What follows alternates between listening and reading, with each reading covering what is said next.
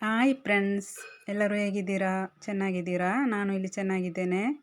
ನಾನಿಲ್ಲಿ ಫಸ್ಟ್ ನಿಮಗೆ ತೋರಿಸೋದೊಂದು ಎಟ್ಟಿದು ಕರಿ ಮಾಡ್ತಾ ಇದ್ದೇನೆ. ಅದನ್ನು ಎಲ್ಲ ತೋರಿಸೋದಿಲ್ಲ, ಕುದಿಸೋದು ಮಾತ್ರ ತೋರಿಸ್ತಾ ಇದ್ದೇನೆ. ಎಟ್ಟಿ ಅಂದರೆ ಎಟ್ಟಿ ಮೀನು.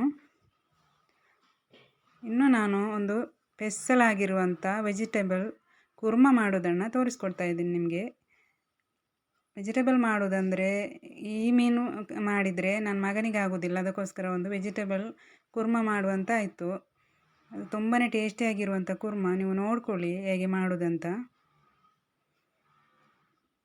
ಇದಾಯಿತು, ಇನ್ನು ನಾನು ಕುರ್ಮ ಮಾಡಲಿಕ್ಕೆ ರೆಡಿ ಮಾಡ್ತಾ ಇದ್ದೇನೆ. ಕುರ್ಮ ಮಾಡಲಿಕ್ಕೆ ನಾನು ಹಸಿ ಬಟಾಣಿ ಮತ್ತು ಹೆಸರು ಕಾಳು ಮೊಳಕೆ ಬಂದದ್ದು, ಒಂದು ಬಾಳೆದ್ದು ಕಾಯಿ ಪಲ್ಯ ಮಾಡುವಂಥದ್ದನ್ನು ತಗೊಂಡಿದ್ದೇನೆ. ಈರುಳ್ಳಿ, ಟೊಮೆಟೊ, ಹಸಿಮೆಣಸಿನಕಾಯಿ ಕಟ್ ಮಾಡಿ ಇಟ್ಕೊಂಡಿದ್ದೇನೆ. ಇನ್ನು ನಾನು ಮಾಡಿ ತೋರಿಸ್ತಾ ಇದ್ದೇನೆ ನಿಮಗೆ. ತುಂಬಾ ಟೇಸ್ಟಿಯಾಗಿರುವಂಥ, ಅಷ್ಟೇ ಈಸಿಯಲ್ಲಿ ಮಾಡುವಂಥ ಒಂದು ಸ್ಪೆಷಲ್ ಆಗಿರುವಂಥ ಕುರ್ಮ ಇದು. ನೀವು ಮಾಡಿ ನೋಡಿ, ತುಂಬಾ ಟೇಸ್ಟ್ ಆಗಿದೆ. ಇದಕ್ಕೆ ನಾನೊಂದು ಪಾತ್ರೆ ಇಟ್ಟು 2 ಚಮಚ ತೆಂಗಿನ ಎಣ್ಣೆ ಹಾಕಿದ್ದೇನೆ. ಅದಕ್ಕೆ ಮತ್ತೆ ನಾನು ಇಲ್ಲಿ ಶುಂಠಿ ಬೆಳ್ಳುಳ್ಳಿಯನ್ನು ಕಲ್ಲಲ್ಲಿ ಜಜ್ಜಿಟ್ಟಿದ್ದೆ, ಅದನ್ನು ಹಾಕ್ಕೊಂಡೆ.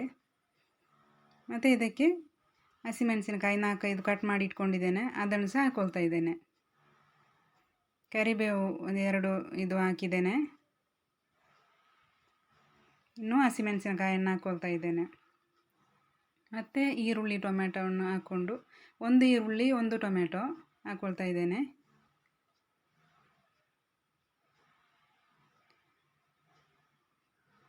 ಇದು ಫ್ರೈ ಆಗಿ ಬರುವಷ್ಟು ಹೊತ್ತರಲ್ಲಿ ನಾನು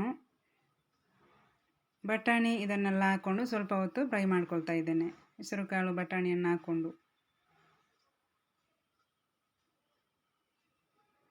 ಈಗ ನೋಡ್ತಿರಲ್ಲ, ಫ್ರೈ ಆದ ಮೇಲೆ ಬಟಾಣಿ ಹಾಕಿದರೆ ಹೇಗೆ ಬೇಯ್ತದೆ ಅಂತ ನೋಡಬೇಡಿ. ಯಾಕೆಂದರೆ ಇದು ಕೋಡಲ್ಲಿ ಬರುವಂಥ ಹಸಿ ಬಟಾಣಿ, ಇದು ನೀರಲ್ಲಿ ಹಾಕಿಟ್ಟದ್ದೇನಲ್ಲ. ಅದೇ ಥರ ಮೊಳಕೆ ಬಂದಂಥ ಹೆಸರು ಕಾಳು ನಿನ್ನೆ ರಾತ್ರಿ ನೀರಲ್ಲಿ ಹಾಕ್ಕೊಂಡದ್ದು, ಇವತ್ತು ಸಂಜೆ ಹೊತ್ತರಲ್ಲಿ ಇದು ತುಂಬಾ ಮೊಳಕೆ ಬಂದಿದೆ. ಇದನ್ನು ಸಹ ಹಾಕ್ಕೊಂಡು ತುಂಬ ಟೇಸ್ಟಿಯಾಗಿರುವಂಥ ಕುರ್ಮ ಮಾಡ್ತಾ ಇದ್ದೇನೆ. ಅದಕ್ಕೆ ನಾನು 1 ಬಾಳೆದು ಕಾಯಿ ಕಟ್ ಮಾಡಿ ಇಟ್ಕೊಂಡಿದ್ದೇನೆ. ಇದಕ್ಕೆ ಆಲೂಗಡ್ಡೆನೂ ಸಹ ಹಾಕ್ಬೋದು. ನನಗೆ ಅದಷ್ಟು ಇದಾಗಲಿಲ್ಲ, ಬೇಡ ಅಂತಾಯಿತು. ಅದಕ್ಕೋಸ್ಕರ ನಾನು ಬಾಳೆಕಾಯಿಯನ್ನು ಹಾಕ್ತಾ ಇದ್ದೇನೆ. ಅದಕ್ಕೆ ಕರಿಮೆಣಸಿನ ಹುಡಿ ಮನೆಯಲ್ಲೇ ಮಾಡಿಟ್ಟಿದ್ದೆ, ಅದನ್ನು 1 ಚಮಚ ಹಾಕಿದ್ದೆ. ಅದೇ ಥರ ಗರಂ ಮಸಾಲ ಹುಡಿ 1/4 ಚಮಚ ಹಾಕ್ತೇನೆ, ಅದು ಸಹ ನಾನು ಮನೆಯಲ್ಲೇ ಮಾಡಿಟ್ಟದ್ದು. ಅದೇ ಥರ ಇಲ್ಲಿ 1 ಚಮಚ ಹಾಕ್ತಾಯಿದ್ದೆ, 3/4 ಚಮಚ ಇದು ಸಾಂಬಾರು ಹುಡಿ, ಅದು ಸಹ ನಾನು ಮನೆಯಲ್ಲೇ ಮಾಡಿಟ್ಟದ್ದು.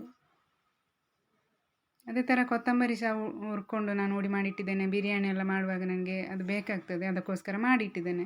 ಬಿರಿಯಾನಿಗೆಲ್ಲ ಹಾಕಿದರೆ ತುಂಬ ಟೇಸ್ಟ್ ಆಗ್ತದೆ. ಇದು ಅರಶಿನ ಹುಡಿ ಸ್ವಲ್ಪ ಹಾಕ್ಕೊಳ್ತಾ ಇದ್ದೇನೆ. ಅರಶಿನ ಹುಡಿ ಏನು ಮನೆಯಲ್ಲಿ ಮಾಡಿದ್ದಲ್ಲ, ಅಂಗಡಿಯಿಂದ ತಂದದ್ದು. ಅದೇ ಥರ ಇದನ್ನೆಲ್ಲ ಮಿಕ್ಸ್ ಮಾಡಿ ಆದಮೇಲೆ 1 ಚಮಚ ಉಪ್ಪು ಹುಡಿ ಹಾಕ್ಕೊಳ್ತಾ ಇದ್ದೇನೆ.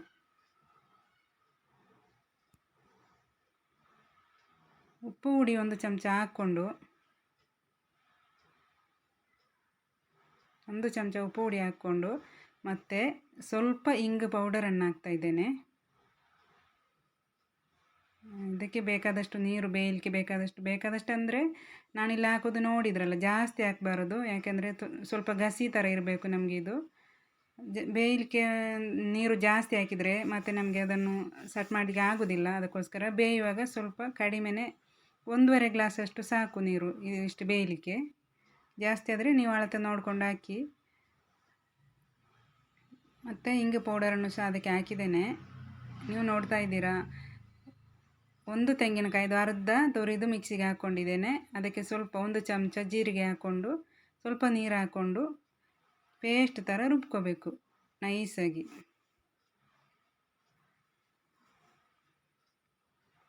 ಇದೀಗ ಬೆಂದಿದೆ.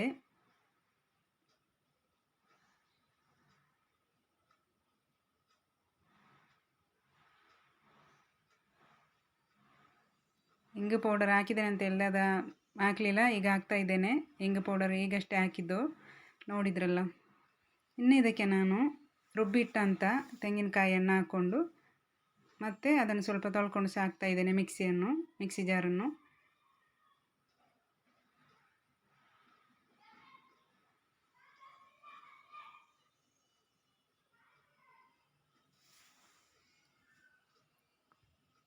ಇದನ್ನು ತೊಳ್ಕೊಂಡು ಸ್ವಲ್ಪ ಹಾಕಿ ಮಿಕ್ಸ್ ಮಾಡಿ, ಮತ್ತು ಕೊತ್ತಂಬರಿ ಸೊಪ್ಪು ಅದೇ ಥರ ಕರಿಬೇವು ಹಾಕ್ಕೊಂಡು ಸ್ವಲ್ಪ ಹೊತ್ತು ಕುದಿಸ್ತಾ ಇದ್ದೇನೆ.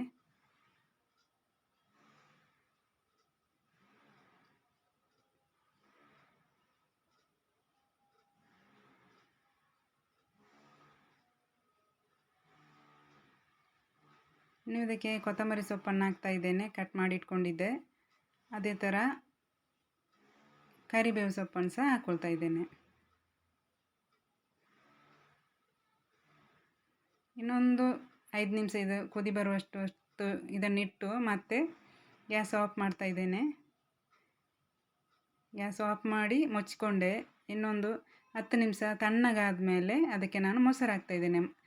ತುಂಬಾ ತಣ್ಣಗಾಗಬೇಕು, ಯಾಕಂದರೆ ಮೊಸರು ನಾವು ಅದಕ್ಕೆ ಹಾಕಿದ ಮೇಲೆ ಬಿಸಿ ಇರುವಾಗ ಮೊಸರು ಹಾಕ್ಕೊಂಡ್ರೆ ಅದು ಅಲ್ಲಲ್ಲಿ ಕಟ್ಟೆ ಥರ ಆಗ್ತದೆ. ತಣ್ಣಗಾದ ಮೇಲೆ ಹಾಕ್ಕೊಂಡ್ರೆ ನಾವು ಹೇಗೆ ಹಾಕ್ತೀವೋ ಅದೇ ಥರ ನೈಸಾಗಿರ್ತದೆ. ಅದಕ್ಕೋಸ್ಕರ ತಣ್ಣಗಾದ ಮೇಲೇ ಮೊಸರನ್ನು ಹಾಕಬೇಕು.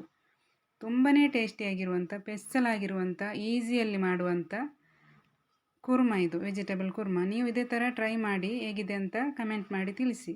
ತುಂಬಾ ಟೇಸ್ಟ್ ಆಗಿತ್ತು. ಓಕೆ ಫ್ರೆಂಡ್ಸ್, ಇವತ್ತಿನ ವಿಡಿಯೋ ಇಷ್ಟೇ. ಇನ್ನೊಂದು ವಿಡಿಯೋ ಜೊತೆ ನಾಳೆ ಸಿಗೋಣ. Bye friends.